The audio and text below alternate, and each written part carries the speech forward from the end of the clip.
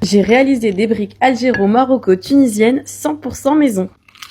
T'as entendu ce croustillant juste incroyable? Et on commence par faire cuire la pomme de terre à la vapeur. Et pendant ce temps, on va confectionner nos feuilles de briques. Les pommes de terre doivent être très bien cuites, tu les épluches et tu les découpes en petits cubes. Si tu préfères, tu peux l'écraser en purée, mais moi je préfère avoir des petits morceaux. On l'assaisonne quand elle est encore chaude pour que le sel puisse bien s'imprégner. On prépare le reste de nos ingrédients et on va garnir notre brique. Du thon naturel, du persil frais, des œufs et c'est parti. Tu déposes la pomme de terre pour commencer en faisant un trou au centre. Tu ajoutes le persil frais ainsi que le thon. Comme tu peux voir, j'ai placé ça sur la moitié de ma feuille de brique. Je suis restée sur la recette traditionnelle, mais tu peux ajouter du fromage. Tu vas casser un œuf bien frais et le placer au centre. N'oublie pas de légèrement l'assaisonner aussi. Tu replies la partie supérieure vers la partie inférieure et tu vas délicatement déposer ta brique dans une huile bien chaude. Tu la retournes à mi-cuisson pour bien dorer les deux côtés en évitant de la laisser trop longtemps parce que n'oublie pas, on veut un jaune bien coulant. À la sortie de l'huile, on l'éponge bien dans un essuie-tout. On l'arrose d'un bon filet de jus de citron et on déguste ça.